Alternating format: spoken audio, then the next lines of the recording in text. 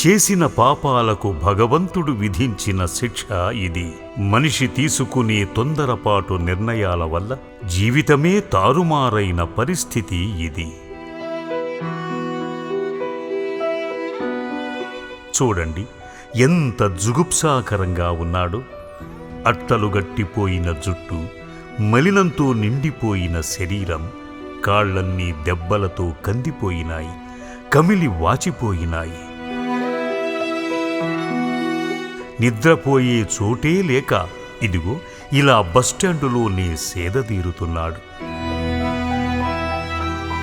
శ్రీ పుణ్యలింగేశ్వర స్వామి తన చెంతకు ఈ బిడ్డను చేర్చుకోవాలని సంకల్పించి అమ్మా నాన్న అనాథుల పుణ్యక్షేత్రం సేవా సిబ్బందిని అతని వద్దకు పంపించాడు.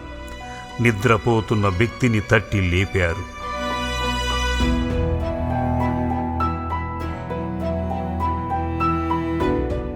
సాయపడతాం, మాతో వస్తావా అని చెప్పి వ్యాను ఎక్కించుకుని పుణ్యలింగేశ్వర స్వామి కొలువైన పుణ్యస్థలానికి తీసుకువచ్చారు.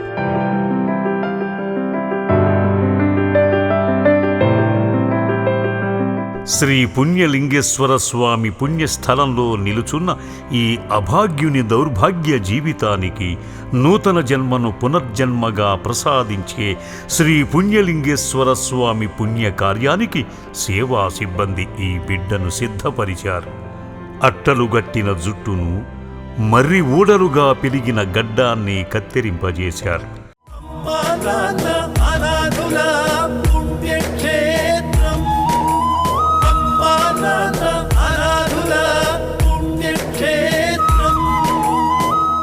తలకు నీళ్లు చల్లి కేశ ఖండన గావించారు.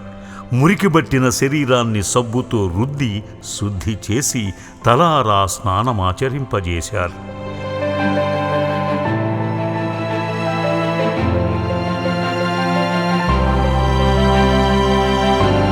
పుణ్యదాతలు అందించిన వస్త్రాలను ధరింపజేశారు. చూడండి, చూడటానికి ఎంత చక్కగా కనిపిస్తున్నాడో. మనసంతా వేదనతో నిండిపోయి పిచ్చివాడిలా ఉన్న ఈ వ్యక్తిని మామూలు మనిషిగా మార్చిన ఘనత శ్రీ పుణ్యలింగేశ్వర స్వామిదే.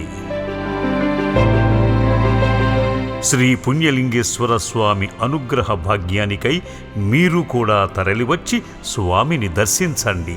ఇలాంటి అభాగ్యులకు ఓ ముద్ద పెట్టే ప్రయత్నం చేసే మానవ దేవుళ్ళై వారి జీవితాలకు అండగా ఉండండి. సర్వే జనా సుఖినో భవంతు.